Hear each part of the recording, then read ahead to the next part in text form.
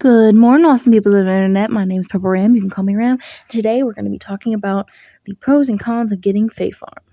These are just my pros and cons. They may not be pros and cons to everyone else, but just make that decision for yourself. We're going to start with pros. First up, we have the character customization tab. There are so many things that are just so awesome about this.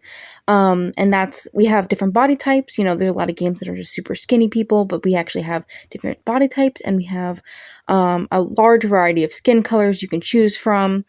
There is lots of different hair types, and they even include hijabs. I'm sorry if I'm saying that wrong. And turbans, and a whole bunch of other really inclusive things that you don't normally see in games like this. They also include facial markings, which are really cool, and is another one of those things you don't really see in lots of games. They also have pronoun options, which is really, really awesome because you can just be yourself, and it's amazing. It's absolutely fantastic. And they, them is the default. Oh my gosh.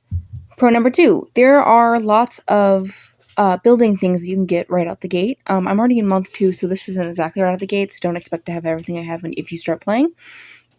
But you get a lot of build options, and you kind of get everything right away. A lot of Harvest Moon games, you have to work for months to just get things and actually get started and have good tools and everything, but you really don't have that in this game.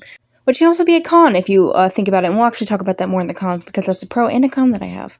Another pro is that you get a chicken coop right away. You can't get chickens or bunnies right out the gate, but you still get it, which is kind of nice because otherwise you'd have to in other games you have to build them or work for it, and it's really annoying. Another pro is that we have a lot of diverse characters. We have a person in a wheelchair, and we have large people and skinny people. We have black people, green people, blue people, white people. It's just very diverse and really cool.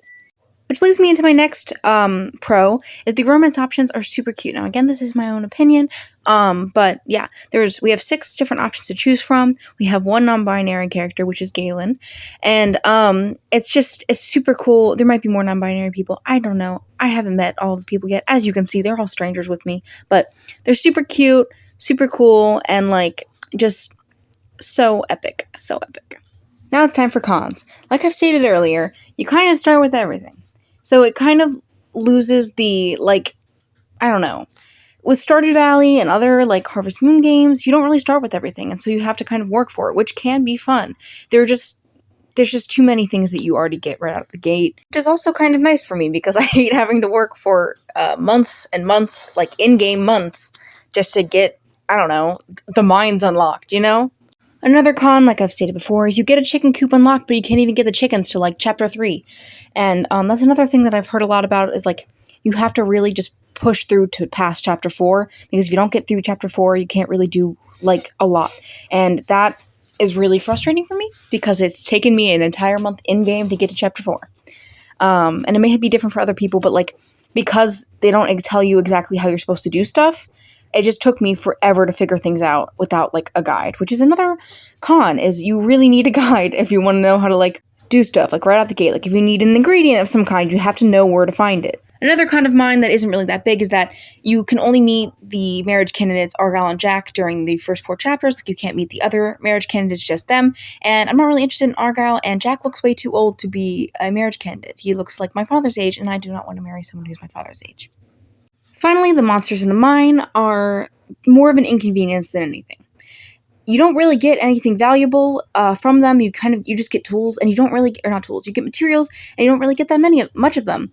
And so it's not really oh, I should go kill this, it's just inconvenient. Overall, I think the game is really good. I had a little bit of frustration with things, which is why I have so many cons, but otherwise, it's really good. So I hope this helped you decide whether or not you want to buy this game. And so yeah, I hope you liked this video, and if you did like this video, consider hitting the like button and subscribing for more. Know that you are loved and have a wonderful night, and I'll see you in the next video. Bye!